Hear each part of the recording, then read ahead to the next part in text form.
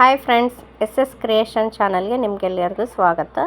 Friends, ನಾನಿವತ್ತು ಹೇಳ್ಕೊಡ್ತಾ ಇರುವ ರೆಸಿಪಿ ಹಸಿ ಶೇಂಗಾ ತಂಬುಳಿ ಅಥವಾ ಹಸಿ ಶೇಂಗಾ ಸಾರು ಅಂತ ಕರಿತೀವಿ ನಮ್ಮ ಉತ್ತರ ಕರ್ನಾಟಕ ಸೈಡು.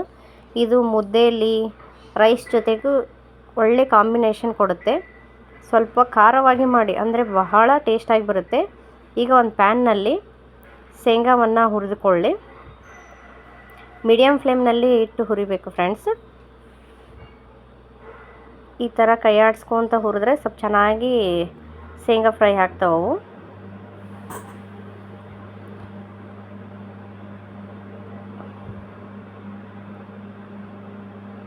ನೋಡಿ ಫ್ರೆಂಡ್ಸ್, ಯಾವ ಥರ ಹುರಿಕೋಬೇಕು ಅಂದರೆ ಬಹಳನೂ ಹುರಿಬಾರ್ದು, ಇತ್ತಾಗ ಸ್ವಲ್ಪ ಕಡಿಮೆನೂ ಹುರಿಬಾರ್ದು, ಒಂದು ಲೆಕ್ಕದಲ್ಲಿ ಹುರಿದುಕೊಳ್ಳಬೇಕು. ಏಕೆಂದರೆ ಭಾಳ ಹುರಿದ್ಬಿಟ್ರೆ ಒಂಥರ ಬಾಯಲ್ಲಿ ಕಹಿ ಕಹಿ ಅನ್ನಿಸ್ತಾ ಇರುತ್ತೆ ಶೇಂಗಾ.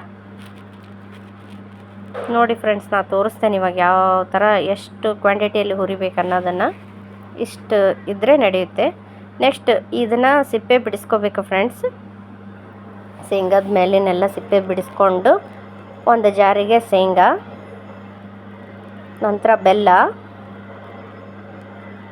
ಒಂದು ಗಡ್ಡೆ ಬೆಳ್ಳುಳ್ಳಿನ ಈ ಥರ ಸಿಪ್ಪೆ ಬಿಡಿಸ್ಕೊಂಡು ಹಾಕಿ, ಸ್ವಲ್ಪ ಜವಾರಿ ಗಡ್ಡೆನೇ ಬಳಸಿ ಫ್ರೆಂಡ್ಸ್, ಯಾಕಂದರೆ ಟೇಸ್ಟ್ ಕೂಡ ಅಷ್ಟೇ ಚೆನ್ನಾಗಿರುತ್ತೆ. ನಂತರ ಸ್ವಲ್ಪ ಕರಿಬೇವಿನ ಎಲೆ, ನಂತರ ಸ್ವಲ್ಪ ಕೊತ್ತಂಬರಿ ಸೊಪ್ಪು,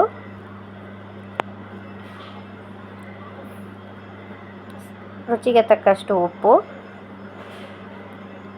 ಖಾರಕ್ಕೆ ನಾನಿಲ್ಲಿ ಹಸಿ ಮೆಣಸಿನ್ಕಾಯಿ ತೊಗೊಳ್ತಾ ಇದ್ದೀನಿ ಫ್ರೆಂಡ್ಸ್, 4 ತೊಗೊತಾ ಇದ್ದೀನಿ, ಯಾಕಂದರೆ ಸ್ವಲ್ಪ ಖಾರ ಇರುತ್ತೆ ಅದು ಮೆಣಸಿನ್ಕಾಯಿ. ನೋಡಿ ಫ್ರೆಂಡ್ಸ್, ನಿಮ್ಮ ಮನೇಲಿ ಖಾರ ಹೇಗೆ ತಿಂತೀರಾ ಅದ್ರ ಮೇಲೆ ಡಿಪೆಂಡು. ಕ್ವಾಂಟಿಟಿ ಸ್ವಲ್ಪ ಜಾಸ್ತಿ ಆದರೆ ಹೀಗೆ ಮಾಡಿ. ನೋಡಿ, ಈಗ ನುಣ್ಣಗೆ ರುಬ್ಕೊಂಡು ಬಂದಿದ್ದೀನಿ ನಾನು. ಈ ಥರ ನುಣ್ಣಗೆ ರುಬ್ಬಬೇಕು. ನಂತರ ಒಂದು ಬಾಣಲಿಗೆ 2 ಟೇಬಲ್ ಸ್ಪೂನ್ ಎಣ್ಣೆ ಹಾಕಿ ಲೋ ಫ್ಲೇಮಲ್ಲೇ ಇಡಿ ಕಾಯೋಕ್ಕೆ. ನಂತರ ಜೀರಿಗೆ, ಸಾಸಿವೆ ಹಾಕಿ ಚಟಪಟ ಅಂದಮೇಲೆ ಒಂದು ಸಣ್ಣ ಗೆಡ್ಡೆ ಈರುಳ್ಳಿ ಹೆಚ್ಕೊಳ್ಳಿ ಫ್ರೆಂಡ್ಸ್, ಸಣ್ಣದಾಗಿ.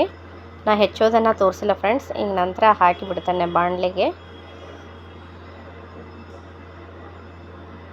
ಸಣ್ಣಗೆ ದೊಡ್ಡ ಗಡ್ಡೆ ಇದ್ದರೆ ಒಂದು ಹಾಕಿ, ಸಣ್ಣ ಗಡ್ಡೆ ಇದ್ದರೆ ಒಂದು ಈರುಳ್ಳಿ ಹಾಕಿ. ನಂತರ ಇದನ್ನು ಚೆನ್ನಾಗಿ ಫ್ರೈ ಮಾಡಿಕೊಳ್ಳ್ರಿ.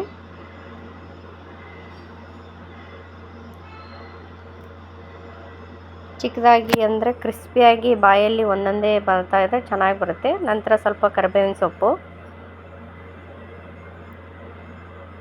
ಹಾಕಿ ಚೆನ್ನಾಗಿ ಫ್ರೈ ಮಾಡಿ. ಇದನ್ನು ಫ್ರೈ ಮಾಡಿದ್ಮೇಲೆ ಸ್ವಲ್ಪ ಈರುಳ್ಳಿ ಚೆನ್ನಾಗಿ ಫ್ರೈ ಆದಮೇಲೆ ಗ್ಯಾಸನ್ನು ಆಫ್ ಮಾಡ್ಕೊಳ್ಳಿ ಫ್ರೆಂಡ್ಸ್. ನೋಡಿ ಯಾವ ಹದ ಅಂದರೆ ಸ್ವಲ್ಪ ಈರುಳ್ಳಿ ಚೆನ್ನಾಗಿ ಬೆಂತೆ ಅಂದರೆ ಚೆನ್ನಾಗಿ ಟೇಸ್ಟ್ ಕೊಡುತ್ತೆ. ನಂತರ ರುಬ್ಬಿದ ಮಿಶ್ರಣವನ್ನು ನಾವು ಇದಕ್ಕೆ ಹಾಕಿ ಬಾಣಲಿಗೆ ಹಾಕಿ ಸ್ವಲ್ಪ ಅದು ಜಾರಲ್ಲಿ ಇನ್ನೂ ಸ್ವಲ್ಪ ನೀರು ಹಾಕಿ ಕಲಿಸ್ಕೋಬೇಕು ಫ್ರೆಂಡ್ಸ್. ನಿಮಗೆ ಎಷ್ಟು ತಿಳಿಯಾಗಿ ಬೇಕೋ ಅಷ್ಟು ತಿಳಿಯಾಗಿ ಮಾಡ್ಕೊಳ್ಳಿ, ನಿಮ್ಮ ಇಷ್ಟ. ಬಟ್ ಸ್ವಲ್ಪ ಇದು ಇದ್ರೇ ಟೇಸ್ಟ್ ಗಟ್ಟಿ ಸ್ವಲ್ಪ ಇದ್ರೇ. ನಮ್ಮ ಮನೇಲಿ ಈ ಥರ ಮಾಡಿದರೆ ಸಾಕಂತಾರೆ. ನಂತರ ಸ್ವಲ್ಪ ಹುಣಸೆ ರಸ ಹಾಕಿ ಸಣ್ಣದಾಗಿ ಹೆಚ್ಚಿರೋ ಕೊತ್ತಂಬರಿ ಸೊಪ್ಪು ಹಾಕಿ ಮಿಕ್ಸ್ ಮಾಡಿ ಫ್ರೆಂಡ್ಸ್. ಪ್ಲೀಸ್ ಫ್ರೆಂಡ್ಸ್, ಇದು ಹೇಗೆ ಆಗಿದೆ ನೋಡಿ ತಂಬುಳಿ. ನಿಮಗೆ ನಮ್ಮ ಚಾನಲ್ ಇಷ್ಟ ಆದರೆ ಪ್ಲೀಸ್ ಸಬ್ಸ್ಕ್ರೈಬ್ ಮಾಡ್ಕೊಳ್ಳಿ, ಶೇರ್ ಮಾಡಿ, ಲೈಕ್ ಕೊಡಿ. ನೋಡಿ ಫ್ರೆಂಡ್ಸ್ ಹೇಗೆ ಬಂದಿದೆ. ಓಕೆ ಫ್ರೆಂಡ್ಸ್, ಬಾಯ್.